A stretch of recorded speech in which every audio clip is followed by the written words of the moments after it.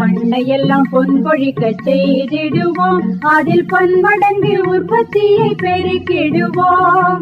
பண்டையெல்லாம் பொன்பொழிக்க செய்திடுவோம், அதில் பன்மடங்கு உற்பத்தியை பெருக்கிடுவோம். கண்மணி வல்லல் மணியை வளர்த்திடவே நாடும் கருத்துரைக்கும் ஒளிபரப்பை கேட்டிடுவோம். உழவர் உலகம். கண்மணி வல்லல் மணியை வளர்த்திடவே நாடும் கருத்துரைக்கும் ஒளிபரப்பை கேட்டிடுவோம். வேளாண் பெருமக்களுக்கு வணக்கம். இன்றைய நமது நிகழ்ச்சியில் உழவருக்கு ஒரு சிந்தனை, உடல் ஆரோக்கியம் பேணும் மரச்சீனி கிழங்கு சாகுபடி, தோவாளை பண்டாரபுரம் ஏ. நாகமுத்து அவர்கள் பங்கேற்கும் நேர்முகம், அமுத சுரபி. இதில் பருப்பு சார்ந்த பதார்த்தங்கள் உரையாடல் ஆகியன கேட்கலாம். முதலில் உழவருக்கு ஒரு சிந்தனை. நீர் வடிய நீர்க்கட்டு என்பது நெல் சாகுபடியாளர்களுக்கான தாரக மந்திரம். எனவே நெல் சாகுபடி செய்யும் வேளாண் பெருமக்கள் காய்ச்சலும் பாய்ச்சலும் நடைமுறையை நீர் அடைத்தலில் பயன்படுத்துவோம். நிறைவான மகசூல் அடைந்திடுவோம். உடல் ஆரோக்கியம் பேணும் மரச்சீனி கிழங்கு சாகுபடி, தோவாளை பண்டாரபுரம் ஏ. நாகமுத்து அவர்கள் பங்கேற்கும் நேர்முகம். வணக்கம் சார். வணக்கம். இன்னைக்கு எல்லாருமே எண்ணெய் நிறைந்த உணவுகள் தான் அவங்களுக்கு விருப்பமா இருக்குது. ஆமா. அதே மாதிரி ஃபாஸ்டா எண்ணெய் நம்ம சமைக்கலாம், அதை சாப்பிடலாம் அப்படிங்கிற ஒரு விஷயத்துல தான் மக்கள் இன்னைக்கு இருக்காங்க. ஏன்னா இன்னைக்கு எந்திரமயமான வாழ்க்கை முறை. பண்டைய கால உணவு முறைகள் அப்படின்னு சொல்லும்போது அன்னைக்கு மக்கள் அந்த உணவு முறைகள் உடல் ஆரோக்கியத்தை மேம்படுத்துற மாதிரி தான் இருந்துச்சு. அந்த வகையில கிழங்கு வகைகள் அப்படின்னு சொல்லும்போது மிகவும் பிரசித்தி அப்படின்னு தான் சொல்லலாம். ஆமா, கிழங்கு நல்லதுதான். பாட்டி அவங்க எல்லாம் என்ன சொல்லுவாங்க அப்படின்னா, இந்த கார்வ சட்டி அப்படின்னு சொல்லுவாங்க. இந்த கார்வ சட்டியில கொஞ்சம் சோறையும் போட்டு அது கூட இந்த கிழங்கையும் போட்டு பிசைஞ்சு சாப்பிடும்போது அவ்வளவு நல்லா இருக்கும் அப்படின்னு சொல்லுவாங்க. அன்னைக்குள்ள உடல் ஆரோக்கியமும் அப்படிதான் இருந்துச்சு. கருப்பட்டி, இந்த கிழங்கு இன்னைக்கு எல்லாம் அப்படி கிடையாது. ஒரு குழந்தையை கொண்டு போய் நம்ம இந்த கிழங்கு கொடுக்கும்போது அந்த குழந்தை விருப்பப்பட்டு சாப்பிடுதா அப்படின்னு கேட்டா கிடையாது. என்னன்னே தெரியாது. ஆனா அதுல இருக்கக்கூடிய சத்துக்கள் எதுலையுமே இல்லை அப்படின்னு எல்லாம் சொல்லலாம். கிழங்கு நம்ம சாப்பிட்டோம் அப்படின்னு சொல்லியாச்சுன்னா செரிமானம் கரெக்டா இருக்குது. அதே மாதிரி மலம் கெட்டிப்படுது அப்படின்னு சொல்லியாச்சுனாலே அது நோய்களுக்கு ஆரம்பம். அப்ப அந்த விஷயத்துல எல்லாம் அந்த கிழங்குல சாப்பிடும்போது நார்ச்சத்து அதிகமா இருக்கிறதுனால இந்த கிழங்குல மக்கள் விரும்பி சாப்பிடக்கூடிய ஒரு உணவு அப்படின்னு நம்ம எடுத்து வைக்கணும். அந்த வகையில நீங்க இந்த மரச்சீனி சாகுபடி பண்ணணும் அப்படின்னு சொல்லிட்டு உங்களுக்கு எப்படி ஆர்வம் வந்துச்சு?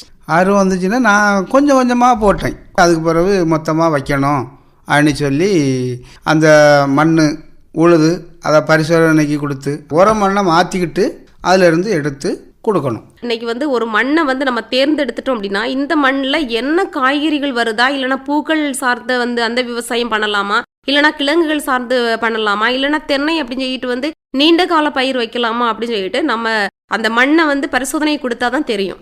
அந்த வகையில நீங்க மண் பரிசோதனை நான் கொடுத்தேன் அப்படின்னு சொல்லிட்டு இடையில சொன்னீங்க. இந்த மண் பரிசோதனை கொடுக்கறதுக்கு எப்படி மண்ணை எடுக்கணும், எவ்வளவு எடுக்கிறீங்க, அந்த மாதிரிப்பட்ட விஷயங்களா நீங்க சொல்லுங்களேன். அது நம்ம அந்த முதல்ல அந்த உரமண் இருக்கலாம், ஒரு அரை அடி ஒரு அடி மண்ணை எடுத்துக்கிட்டு அதில் கீழே இருந்து வெட்டி சதுரமாக எடுக்கணும். எடுத்து கவரில் போட்டு இந்த முக்கில் ஒன்று அந்த இடத்துல 2 இடத்துல எடுக்கணும். எடுத்து அதை அப்படியே கவர் பண்ணி அவர்கிட்ட கொடுக்கணும். எதிர் இடங்கள்ல இப்போ 1 ஏக்கர் இருந்துச்சுன்னா இந்த பக்கம் நம்ம எடுக்கிறோம் அப்படின்னு சொல்லியாச்சுன்னா அதுக்கு ஆப்போசிட் அடுத்த மண் எடுக்கணும்.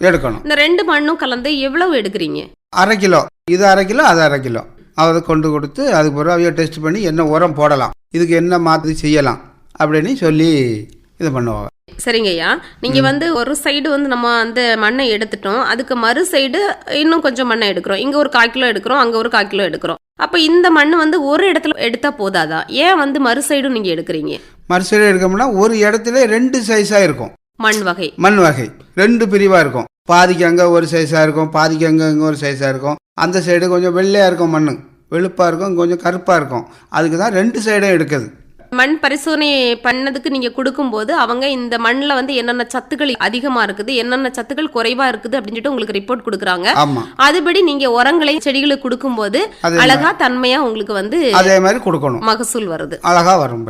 சரிங்கய்யா. இப்போ மண் பரிசோதனைக்கு கொடுத்துட்டோம், நீங்க மரவள்ளி கிழங்கு தான் நீங்க வந்து சாகுபடி பண்ணணும் அப்படின்னு சொல்லிட்டு முடிவு எடுத்துட்டீங்க. ஆமா. இந்த மரவள்ளி கிழங்கு சாகுபடி பண்றதுக்கு இந்த மண்ணை பண்படுத்தணும் இல்லையா, அந்த வேலைகள் எப்படிப்பட்ட வேலைகளை நீங்க வந்து செய்யறீங்க? பக்குவப்படுத்தோம்னா ஒருக்கா உழமில்ல உழுதுகிட்டு அதுக்கப்புறம் இந்த சைடில் வரப்பெல்லாம் வெட்டி எடுத்து க்ளீன் பண்ணி போட்டுட்டு அது பிறகு ஒரு 4 நாள் கழித்து அது பிறகு 2 உழவு உழுவோம். உழுதுட்டு அதுக்கு பிறகு சாணாங்கி உரம் அடிப்போம். அடித்து விரித்து அதுக்கு பிறகும் உழணும். நல்லா உழுது அதுக்கு பிறகு தான் அது நாமம் போடணும். இப்படி வந்து எத்தனை உழவு உழுறீங்க? 6 உழவு உழுவோம். ஒரு 2 நாள் விட்டு 2 நாள் விட்டு நீங்க பண்றீங்க. ஆமாம். சில ஆள் வந்து 7 உழவு நம்ம செய்யறது போல கூடையும் உழலாம். எவ்வளவுக்கு எவ்வளவு அந்த மண்ணை வந்து புழுதி ஆக்குறோமோ அந்த அளவுக்கு நல்லது. நல்லது. சரிங்கய்யா. இப்போ வந்து நீங்க என்ன சொன்னீங்க அப்படின்னா இடையில வந்து அதுக்கு பிறகுதான் நாங்க நாமம் போடுவோம் அப்படின்னு சொன்னீங்க. அது நாமம் போடுறதுன்னா என்னது? இப்படி கொட்டி வைப்போம்ல, கிழங்கோட குச்சியை வந்து நம்ம ஊனி வைக்கணும் அப்படின்னா கோபுரம் மாதிரி மேல வந்து மண்ணை கூட்டிக்கிட்டு நீங்க வந்து அதுக்கு பிறகுதான் குச்சிகளை வைக்கிறீங்க. நாமம் போட்டாச்சு. இப்ப ஒரு நாமத்துக்கும் அடுத்த நாமத்துக்கும், அதாவது ஒரு குச்சி வைக்கிறதுக்கும் இன்னொரு குச்சி வைக்கிறதுக்கும் எவ்வளவு இடைவெளி கொடுக்குறீங்க? 3க்கு 3. அந்த சைடு பார்த்தாலும் 3 அடி, இந்த சைடு பார்த்தாலும் 3 அடி கரெக்டா இருக்கணும். இப்ப நம்ம வந்து மண்ணை வந்து நம்மளோட அந்த குச்சிகளை வைக்கிறதுக்காக வேண்டி கூட்டி வச்சுட்டோம். 3 அடி இடைவெளியில நம்ம வந்து ஒவ்வொரு கூட்டமா வந்து நம்ம வைக்கிறோம். இப்ப குச்சிகள் தேர்வு, எந்த ஒரு இடத்துலயும் விதை தேர்வு அப்படிங்கிறது வந்து மிக முக்கியமான ஒரு விஷயம். அந்த இடத்துல வந்து இந்த குச்சிகளை வந்து நீங்க எப்படி வந்து தேர்வு பண்றீங்க? குச்சிகளை வந்து நாங்க ஒரு லெவலான பார்த்து தான் குச்சி எடுப்போம். எத்தனை அடி எடுக்கிறீங்க? 6 அடி குச்சி கரெக்டா வெட்டணும். எத்தனை கணுக்கள் இருக்கிற மாதிரி பாக்குறீங்க? 5 கணு இருக்கணும். 3 கணு உள்ள மண்ணில் வைக்கணும். 2 கணு தான் லேசா மேலே தெரியணும். இதுல வந்து நம்ம ரொம்ப கவனமா இருக்கணும். அந்த செடி வந்து நோய் ஏற்கனவே தாக்கி இருக்கா, அந்த செடிகளை நம்ம விட்டுக்கிட்டு நீங்க நல்ல விதமான குச்சிகளை வந்து தேர்ந்தெடுத்து நீங்க வந்து நடுறீங்க. இப்ப உள்ள வந்து இந்த மண்ணு கூட்டி வச்சிருக்கோம் இல்லையா, அதுல வந்து இந்த குச்சிகள் வந்து நம்ம வைக்கும் போது எத்தனை அடி குச்சி வந்து மேல நிக்கணும், எத்தனை அடி குச்சி வந்து கீழே நிக்கணும்? ஒரு 2 இன்ச்சு மேலே தெரியணும். மண்ணுக்கு மேலே 2 இன்ச்சு மேலே தெரிஞ்சா அதில் தான் கணு அடிக்கும். கணு அடிக்கும். ஆமா. இப்போ வந்து எத்தனை நாட்கள், இப்போ வந்து நீங்க கம்புகளை வந்து நாட்டிட்டீங்க, நாட்டினதுக்கு பிறகு உங்களுக்கு வந்து எத்தனை நாட்கள்ல அந்த தளிர் அடிக்க ஆரம்பிக்கும்? 10 நாள் ஆகும். இப்போ வந்து குச்சியை நாட்டிட்டோம் இல்லையா, எப்போ வந்து அதுக்கு தண்ணி கொடுக்குறீங்க? குச்சியை நாட்டின பிறகு. இப்ப தளிர் வர்றது வந்து அதுக்கப்புறம் 10 நாள் கழியும். ஆனா அதுக்குள்ளால இது வந்து வளர்றதுக்கு அதுக்கு தேவையான நீர்ச்சத்து வேணும் இல்லையா, அந்த நீர்ச்சத்துக்கு வந்து நீங்க வந்து அந்த குச்சியை வந்து வச்ச பிறகு எத்தனாவது நாள்ல இருந்து உயிர் தண்ணி கொடுக்குறீங்க? முத நாள் ஒருக்கா தண்ணி ஊற்றும். தண்ணி அடைக்க மாட்டோம், தழுக்கிறது வரைக்கும் தண்ணி ஊற்ற தான் செய்யணும். ஒரு நாள் விட்டு ஒரு நாள். அந்த இடையில பாத்திகளும் எடுத்து போட்டிருக்கீங்க அப்படித்தானே? ஏன்னா வந்து இப்ப வளர்ந்து வரும்போது நீங்க வந்து இதுக்கு வந்து தண்ணியை வந்து இங்க மேலோடி ஊத்தாம அந்த வரப்போடி நீங்க தண்ணியை விட்டுருவீங்க, அது தேவையான தண்ணியை எடுத்துக்கிடும். சரி. கிழங்கு அப்படின்னு சொல்லும் போது அதிகமான தண்ணி வந்தாலும் அழுகக்கூடிய ஒரு சூழ்நிலை உருவாகும் இல்லையா, இது பண்ணது. சரிங்கய்யா. அந்த குச்சிகளை ஊன்றீங்க, தண்ணி அப்பவே வந்து எடுத்து ஊத்துறீங்க. தண்ணி கோரி ஊத்துறது அப்படிங்கறது வந்து எவ்வளவு நாட்கள் இப்படி பண்ணுவீங்க? 1 மாசம். 1 மாசம் கண்டினியூவா நீங்க பண்ணிருவீங்க. எத்தனை நாளைக்கு ஒருக்கா நீங்க தண்ணியை ஊத்துவீங்க? 2 நாளைக்கு ஒருக்கா. ஒரு நேரம். ஒரு நேரம் காலையில மட்டும். தண்ணி ஊத்தி முடிஞ்சதுக்கு பிறகு 10 நாள்ல தளிர் வருது. தளிர் வந்ததுக்கு பிறகு வந்து திருப்பியும் வந்து 1 மாசம் அப்படியே கண்டினியூ ஆகுது உங்களோட அந்த நீர் வந்து கொடுக்கறது. அதுக்கு பிறகு வந்து தளிர் வந்ததுக்கு பிறகு எப்ப வந்து கிழங்கு வைக்க ஆரம்பிக்கும்? 2 மாசம் கழிச்ச உடனே கிழங்கு வைக்க ஆரம்பிச்சிடும். வேற கிழங்கு வேற தான் அடிக்கும். முதல்ல வேறு வருது அப்படின்னா கிழங்கு வேற தான் வர ஆரம்பிக்கும். ஆமா. அதுக்கு பிறகு அது 4வது நாளாக தான் கிழங்கு பறிச்சுக்கிட்டே இருக்கும். முதல்ல உழவு பண்ணும்போது நீங்க வந்து சாணியை வந்து கொடுக்குறீங்க. அதுக்கு அடுத்தது இந்த மாதிரி கோழிக்காரம், சாம்பல், இயற்கை உரங்களை அது எப்போ கொடுக்குறீங்க? அது வந்து எப்பவும் கொடுக்க மாட்டோம். 3 மாசத்துக்கு ஒருக்கா தான் கொடுப்போம். ரொம்ப கொடுக்கவும் கூடாது, கொலை சாடிடும். கொலை அதிகமாச்சு அப்படின்னு சொல்லி நம்ம கிழங்கு வந்து பாதிக்கும். கிழங்கு பாதிக்கும். அதனாலதான் உரம் அதிகமா கொடுக்க கூடாது. இப்போ வந்து மரச்சினி வந்து பாத்தீங்க அப்படின்னு ஒரு 8 மாசம் இல்லைன்னா 9 மாத பயிரா இருக்குது. இந்த 8 மாதம் 9 மாதத்துக்குள்ள எத்தனை முறைகள் வந்து நீங்க களைகளை வந்து எடுக்கிறீங்க? அது வந்து நம்ம இப்போ தண்ணி அடைக்காம இருந்தோம்னா களை முளைக்காது. தண்ணி அடைச்ச உடனே களை வந்துடும். வந்த உடனே களை வளர்ந்த உடனே நம்ம லேசாக வந்த உடனே பரண்டி கொடுத்துருவோம். எப்படியும் ஒரு 4 பரண்டு ஆகும். 4 தடவை பரண்டணும். 4 தடவை நீங்க பரண்டி கொடுக்கணும். சரிங்கய்யா. இப்போ வந்து மரச்சீனியை பொறுத்த அளவில் வந்து பார்த்தீங்க அப்படின்னா நோய்கள் அப்படிங்கிறதுல வந்து என்னென்ன நோய்கள் வந்து தாக்குது? என்ன நோய்னாக்கி இந்த சுண்ணாம்பு நோய்னு ஒரு நோய், இந்த வெள்ளை நோய், அது இலைக்கு அடியில் இருக்கும். அது வந்து எப்பவும் கண்டுக்கிட முடியாது. அது வந்து இந்த எறும்பு இருக்குல்ல, அது வந்து இருந்தாலே அந்த நோய் வந்துடும். அதை தான் நம்ம கவனமா பார்க்கணும். வேற நோய் எந்த நோயும் வராது. அந்த இலைகளுக்கு அடியில இலைப்பேன் அப்படின்னு சொல்லுவாங்க. அப்படியே வந்து இந்த மாவு மாதிரி வெள்ளையா படிஞ்சிரும். மாவு பூச்சின்னு சொல்லுவாங்க. படியும் போது என்ன ஆகும் அப்படின்னு சொல்லிச்சுன்னா அந்த இலைகள் எல்லாம் வந்து பழுக்க ஆரம்பிச்சிடும். ஏன்னா சாறு உறிஞ்சக்கூடிய பூச்சி. ஆமா. சோ அதனால உங்களுக்கு வந்து அந்த இடத்துல வந்து பாத்தீங்கன்னா அந்த இலைகளை வந்து வாடி கீழே விழ ஆரம்பிக்கும். கீழே விழ ஆரம்பிக்கும். அப்ப எல்லா இலையிலயும் வந்துடும். ஒரு இலையில வந்தாச்சுன்னா அப்படியே மாறி மாறி மாறி மேல மாற வந்துகிட்டே தான் இருக்கும். சரிங்கய்யா. இப்போ வந்து இந்த இலைப்பேன் தெரியாமே இருக்குது அப்படின்னு சொல்லும்போது இதனால என்ன பாதிப்புகள் உருவாகும்? கிழங்கு பருக்காது, கிழங்கு விளையாது, அது அப்படியே இருக்கும், கிழங்கு அவியாது, அதனால ரொம்ப பாதிப்பு உண்டு. அது அந்த கிழங்குகள் வந்து மாவு தன்மையை வந்து இழக்குது பூச்சிகள் இருக்கிறதுனால, அப்படித்தானே? ஆமா, அது இருக்கனால அந்த கிழங்கு வேவாதுல்ல. சரிங்கய்யா. இப்போ வந்து இந்த இலைப்பேன் அந்த ஒரு பூச்சியினால கிழங்குகள் வந்து பாதிக்கப்படுது, அதோட மாவு தன்மை அது இழக்குது. இதனால வியாபார ரீதியா பார்க்கும்போது உங்களுக்கு பல இழப்புகள் வருது. ஆமா. சரிங்கய்யா. இப்போ இலைப்பேன் வந்துருச்சு அப்படின்னு சொல்லும்போது இதுக்கு தீர்வு என்ன கொடுக்குறீங்க? அதுக்கு மருந்து அடிச்சே ஆகணும். நீங்க உரக்கடைகளில் போய் வாங்கி அதை கொண்டு போய் தான் வாங்கணும். எல்லா மருந்துக்கும் அது சாவே செய்யாது. கடைக்கு கொண்டு போறதை விட வேளாண்மை துறை அதிகாரிகள் கிட்ட கொண்டு போனீங்கன்னா இதுக்கான வந்து என்ன தீர்வு அப்படின்னு சொல்லிட்டு அவங்க உங்களுக்கு சொல்லி தருவாங்க இல்லையா? ஆமா, சொல்லி தருவாங்க. அப்படி நீங்க கொண்டு போயிருக்கீங்களா? இதெல்லாம் நாங்க கொண்டு போகல. இருந்தாலும் வந்து உடன் தீர்வு. ஆமா, உடனே மருந்தடிக்கணும், அதுல டக்குன்னு போயிடணும், அதுதான் நமக்கு. அதான், சும்மா அதுக்கெல்லாம் வந்து டைம் எல்லாம் கொடுக்க வேண்டிய அதெல்லாம் கிடையாது. சரிங்கய்யா. இருந்தாலும் அவங்க கிட்ட வந்து நீங்க ஒரு வார்த்தை கேட்கும் போது இன்னும் அதிகமான விஷயங்கள் அவங்க சொல்லி தருவாங்க. அது மட்டும் இல்ல, அதை சார்ந்து இன்னும் பல விஷயங்கள் உங்களுக்கு கிடைக்கும். காய்ச்சல் வந்திருக்கு நமக்கு அப்படின்னு சொல்லும்போது நம்ம போய் வாங்கி சாப்பிடுறதுக்கும் ஒரு மருத்துவரை பாக்குறதுக்கு நமக்கு வந்து வித்தியாசம் இருக்கு இல்லையா? ஆமா, வித்தியாசம் இருக்கு. ஆனா இருந்தாலும் வந்து உங்களுக்கு அந்த நேரம் வந்து இல்லாததன் காரணத்தினால நீங்க வந்து டக்குன்னு கடையில வந்து போய் வந்து நீங்க கொடுக்குறீங்க. ஆமா, வாங்கிடுவோம். அது உங்களுக்கு வந்து அழகா கேக்குது எந்த நோயினாலும். ஆமா. சரிங்கய்யா. இப்போ வந்து கிழங்க வந்து நம்ம வச்சுட்டோம். ஸோ இந்த மாதிரிப்பட்ட நோய்கள் எல்லாம் வந்து தாக்குது, அதுக்கான தீர்வுகளை நீங்க வந்து கொடுக்குறீங்க. கிழங்கு வச்சு எத்தனாவது மாதத்துல வந்து அறுவடைக்கு கிழங்கு தயாராகுது?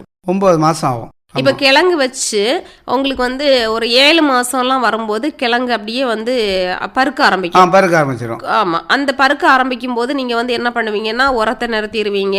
அதே மாதிரி தண்ணி கொடுக்கறத வந்து அதிகமா கொடுக்க மாட்டீங்க, அதையும் நிறுத்திடுவீங்க. அந்த மாதிரிப்பட்ட விஷயங்களை வந்து நீங்க சொல்லுங்களாம். ஏன்னா உங்களோட நிகழ்ச்சி வந்து பாத்தீங்கன்னா நிறைய விவசாயிகள் வந்து கேட்டுட்டே இருக்காங்க. இளம் வயதினரும் என்ன பண்றாங்க அப்படின்னா இந்த விவசாயத்துல நம்ம போனா என்ன அப்படின்னு சொல்லிட்டு வந்து சிந்தனைகளோட தான் இருக்காங்க.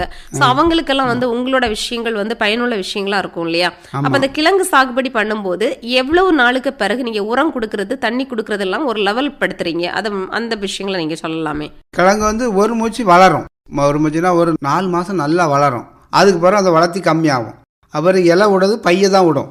பைய விட்டாச்சுனாலே நம்ம நினச்சோம்னா கிழங்கு விளையிறதுக்கு தயாராகிட்டு வந்து இலை பெருசாக வரும், நல்ல ஜம்முன்னு வரும், நல்லா இருக்கும், தலைன்னு வரும். அந்த கிழங்கு விளைக்கு ஒரு 3-4 மாதம் 5 மாதம் ஆன உடனே அந்த இலையெல்லாம் சின்னதாகிடும். அப்போவுமே நம்ம நினச்சிட வேண்டியதுதான். அப்போ என்ன செய்யணும், அழகாக நீட்டாக்கி வச்சிடணும். ஒரு புல்லு இருக்கக்கூடாது, செடி ஒன்று இருக்கக்கூடாது, எல்லாம் பரண்டி அழகாக இருக்கணும். அப்போ தான் அந்த கிழங்கு பருக்கும். அது நமக்கு நல்ல மகசூலும் தரும். புதிய விவசாயிகள் வந்து கவனமா வந்து கேட்டுட்டு இருக்காங்க. என்ன அப்படின்னா ஒரு மரச்சினியை வந்து நம்ம வந்து வைக்கிறோம் அப்படின்னா அதோட விளையும் தன்மையை வந்து நம்ம வந்து பார்வையினாலே வந்து நமக்கு கணிக்க முடியும் அப்படிங்கிறத வந்து நம்மளோட சார் வந்து சொல்லியிருக்காங்க. என்ன அப்படின்னா ஒரு மரச்சினி அப்படின்னு சொல்லும்போது கிழங்கு வந்துருச்சு, இது வந்து விளைஞ்சிருச்சு அப்படின்னு தெரியும் போது அந்த இலைகள் எல்லாம் வந்து உங்களுக்கு வந்து குறுகலாகிறதுக்கு ஆரம்பிக்கும். இதுலயே நம்ம தெரிஞ்சிருக்க வேண்டியதான், இது வந்து அறுவடைக்கு வந்து வந்துட்டு இனிமேலும் இதுக்கு கொடுக்கக்கூடிய அத்தனை ஊட்டச்சத்துக்களையும் நம்ம குறைக்கணும். ஏன்னா மரச்சினி கிழங்குல வந்து மாவுத்தன்மை வந்து அதிகமாயிருச்சு, இனிமேல் அறுவடைக்கு நான் தயாராயிட்டேன் அப்படின்னு சொல்றது அந்த இலை மூலமாக வந்து சொல்லுது. ஆமா, சரிங்க ஐயா, ரொம்ப நல்ல ஒரு தகவலை வந்து சொன்னீங்க. இப்போ வந்து விளைஞ்சிருச்சு அப்படின்னு சொல்லிட்டு தெரியும் போது தண்ணி வந்து கொடுக்கறத வந்து எப்போ நிறுத்துறீங்க? முந்தி வந்து மாசத்துக்கு ஒருக்கா கொடுப்போம். அது பிறகு 2 மாசத்துக்கு ஒருக்கா. கிழங்கு விளைஞ்சாச்சுன்னா கொடுக்க மாட்டோம். தண்ணியை குறைச்சாதான் கிழங்கு பருக்கும், நல்லா இருக்கும். ஆமா. இப்போ இதுல வந்து என்ன ரகம் வந்து ஐயா நீங்க வந்து போட்டீங்க? ரகம் வந்து இது ஒட்டு ரகம் தான். இப்போ வாங்கி வச்சிருக்கோம். விவசாய பண்ணல சொல்லி அங்கேருந்து கேட்டு மண் பசனெல்லாம் கொடுத்து எடுத்து வாங்கி கொண்டு வச்சிருக்கோம். அப்போ தோட்டக்கலைத்துறை அவங்களும் சப்போர்ட்டா இருக்காங்க, நீங்களும் அவங்க கிட்ட பல விஷயங்கள் வந்து கேட்குறீங்க. ஆமா, சரிங்க. எதனால இந்த ஒட்டு ரகம் நீங்க போடுறதுக்கான ஒரு விஷயம் உங்களுக்கு தோணுச்சு? அந்த மாதிரி நம்ம நாட்டு கம்போட இது வந்து கிழங்கு கூடுதல் 13 கிலோ கிழங்கு வைக்கும், 15 கிலோ கிழங்கு வைக்கும். மரச்சினி கிழங்கு சாகுபடி இதுக்கு முன்னாடியும் பண்ணியிருப்பீங்க. எவ்வளவு கிலோ வந்து ஒரு மூட்டில் எப்போ கிடைச்சது? அது வந்து இப்பதான் வச்சிருக்கோம் அந்த கம்பு. இதுக்கு முன்ன 3 கிலோ 5 கிலோ தான், அவ்வளவுதான். ஆனா இது 10 கிலோ 12 கிலோ வரப்போகுது. ரொம்ப சந்தோஷத்தோட இந்த கம்புகளை வந்து வச்சிருக்கோம். சரிங்க, அவங்களோட சந்தோஷம் வந்து நிலைக்கட்டும். கண்டிப்பா வந்து நிறைய கிழங்குகள் வரட்டும். இப்போ வந்து கிழங்குகளை வந்து நம்ம வந்து அறுவடை பண்ணக்கூடிய நேரங்கள் அப்படி வரும்போது உங்களுக்கு அந்த அறுவடை விஷயங்கள் எல்லாம் எப்படி ஐயா, ஆட்களை வச்சு பண்றீங்களா இல்லைன்னா நீங்களே வந்து அதை வந்து பிடுங்கி எடுத்து டெய்லி வந்து விற்கிறது மாதிரி வந்து பாக்குறீங்களா? இல்ல வந்து ஆளு தான் வரும், நம்ம வந்து வித்துக்கிட முடியாது. எல்லா கிழங்கையும் ஒண்ணு போல வித்துக்கிட முடியாதுல்ல. இப்ப நமக்கு ஒரு ஆளு சொல்லும், நீ கிழங்கு இருந்தா என்கிட்ட தாங்க, நாங்க இவ்வளவு வச்சு எடுத்துக்கிட்டோம் அப்படின்னு சொல்லி வயலில் வந்து எடை போட்டு எடுத்துருவாங்க. அவங்களே வந்து பிடுங்கிருவாங்க, அவங்களே எடை போடுவாங்க, ரூபாயை நமக்கு தந்துருவாங்க. ஆமா, அந்த இடத்துல வந்து நமக்கான வேலை அங்க இல்ல. இப்ப எவ்வளவு நிலத்துல வந்து நீங்க மரச்செடி போட்டிருக்கீங்க? 1/2 ஏக்கர், 50 சென்ட். 50 சென்ட். எந்த இடத்துலயும் லாபம் இருந்தாதான் நம்ம உட்கார்ந்துருப்போம். அதுல இல்ல அப்படின்னு சொல்லியாச்சுன்னா அந்த இடத்துல நிப்போமான்னு கேட்டா நிக்க மாட்டோம். இப்போ நீங்க வந்து 9 மாத பயிர் அப்படின்னு சொன்னீங்க மரச்செடி கிழங்குல. இதுல உங்களுக்கு வந்து லாபம் அப்படிங்கறது வந்து எவ்வளவு வருது? லாபம் நல்லா தான் இருந்து. ஏன்னா நம்ம கிழங்கு எடை போட்டு கொடுக்கோமா, 25 ரூபா வச்சு எடுத்துட்டு போவாங்க. எத்தனை கிலோ ஐயா வந்து அதுல வந்து உங்களுக்கு கிடைக்கும்? ஒரு 2 டன் எடுக்கும். 25 ரூபாய் வந்து கிடைக்குது ஒரு கிலோக்கு. ஆமா, 50,000 ரூபா வருது. அப்ப 50,000த்துல உங்களோட செலவுகள் வந்து எந்த அளவுல இருக்கும்? செலவுகள் வந்து இதுல குறைவா தான் வரும். எவ்வளவு செலவு? எப்படியும் ஒரு 20 ரூபா செலவழியும். 20 ரூபா செலவழியும். அப்ப 30 ரூபா உங்களுக்கு லாபம். ஆமா, லாபம். அப்படி 30,000 வந்து பார்க்கும்போது உங்களுக்கு வந்து பாத்தீங்கன்னா இது வந்து 9 மாத பயிர். அப்ப ஒரு மாசம் அப்படி சொல்லும் போது வந்து ஒரு 3000 சம்திங் தான் வருது. அவ்வளவுதான் வரும். விவசாயம் பண்ணாலே அவ்வளவுதானே வருது. நெல் பயிர் விட்டாலே அவ்வளவுதான் வருது. ஆமா, இதை செய்யணும் நீ ஒரு ஆர்வத்துல செய்யதானே. காலங்காலமா அப்பா தாத்தா வந்து செய்யறதுனால நம்ம அப்படியே பழகிட்டோம். அதுலயே பழகிட்டோம். நம்ம வேற வேலைக்கு போறதுக்கு விருப்பம் இருக்காது. இதே செய்யணும்னு ஒரு ஆர்வம். விவசாயம் பண்ணாலும் 2 நேரம் வயல போய் பார்க்கலன்னா இருக்க முடியாது. வீட்டில் காலையில போயிட்டு மத்தியானம் சாப்பிட வருவோம். சாப்பிட வந்துட்டு அதுக்கப்புறம் திரும்பியும் எத்தனை மணியாக இருந்தாலும் வயல போய் பார்த்தா தான் எங்களுக்கு கட்டுப்படும். நாங்கள் வேற சாகுபடியும் செய்வோம்ல. கொஞ்சம் புடலை போடுவோம், மாதிரி கொஞ்சம் வெண்டை போடுவோம், மாதிரி கொஞ்சம் பிச்சிப்பூ கிடக்கு, மாதிரி பச்சை தென்னையும் போட்டிருக்கோம். அப்போ ஒரு இடத்துல வந்து உங்களுக்கு லாபம் கிடைக்கல அப்படின்னாலும், ஆனா இன்னொரு இடத்துல நீங்க லாபத்தை வந்து ஈட்டுறதுக்காக வேண்டி நீங்க ஊடு பயிர்கள் அந்த மாதிரி வந்து போடுறீங்க. ஆமா, எல்லாம் போடணும். எல்லாம் போட்டால் தான் நமக்கு ஈக்குவலா பணம் வரும். அப்ப முழுமையான ஒரு விவசாயி அப்படின்னு சொல்லிட்டு உங்களை பார்க்கும்போது ரொம்ப சந்தோஷமா இருக்குது. ஆமா, எல்லா பயிரும் போடணும். கண்டிப்பா கண்டிப்பா. கொஞ்சம் கரும்பு வச்சிருக்கேன், இந்த இடம் தான் கரும்பு வச்சிருக்கேன். எப்படி வருதுன்னு பாக்குறதுக்காண்டி இது வந்து ஒழுங்கா வந்துருச்சு, நமக்கு லாபம் கிடைக்கிற மாதிரி இருக்குது அப்படின்னு சொல்லியாச்சுன்னா கரும்பு போட்ட வேண்டியது. கரும்பு தான். சரிங்கய்யா, நிறைய நுட்பங்களை வந்து எங்களுக்காக நிலையம் வந்து சொன்னீங்க. ரொம்ப சந்தோஷமா இருக்குது. இதை கேட்டுட்டு இருக்கக்கூடிய அத்தனை விவசாயிகளுக்கும் பயனுள்ள தகவல்களா இருக்கும் அப்படின்னு சொல்லிட்டு நம்புறோம். நன்றிங்கய்யா. இதுவரை உடல் ஆரோக்கியம் பேணும் மரச்சீனி கிழங்கு சாகுபடி பண்டாரபுரம் தோவாளை நாகமுத்து அவர்கள் பங்கேற்ற நேர்முகம் கேட்டீர்கள். உடன் உரையாடியவர் சஜிலா ரமேஷ். பண்டையெல்லாம் பொன்பொழிக்க செய்திடுவோம், அதில் பன்மடங்கு உற்பத்தியை பெருக்கிடுவோம். பண்ணையெல்லாம் பொன்பொழிக்க செய்திடுவோம், அதில் பன்மடங்கு உற்பத்தியை பெருக்கிடுவோம். கண்மணி பொல்லில் மணியை வளர்த்திடவே நாடும் கருத்துரைக்கும் ஒலிபரப்பை கேட்டிடுவோம். இத்துடன் இன்றைய உழவர் உலகம் நிகழ்ச்சி நிறைவு பெறுகிறது. உண்ணும் பொருள் அத்தனையும் விளைத்திடுவோம், நித்தம் உழைப்பால் நில மகளை வணங்கிடுவோம். உண்ணும் பொருள் அத்தனையும் விளைத்திடுவோம், நித்தம் உழைப்பால் நில மகளை வணங்கிடுவோம். பொட்டலையும் பூம்பொழிலாய் திருத்திடுவோம், அதற்கு புத்தம் புது முறைகளையும் புகுத்திடுவோம். பட்டி தொட்டி சொர்க்கமாக பாடுபட்டே நம் பாரத சமுதாயத்தை உயர்த்திடுவோம். பட்டி தொட்டி சொர்க்கமாக பாடுபட்டே நம் பாரத சமுதாயத்தை உயர்த்திடுவோம்.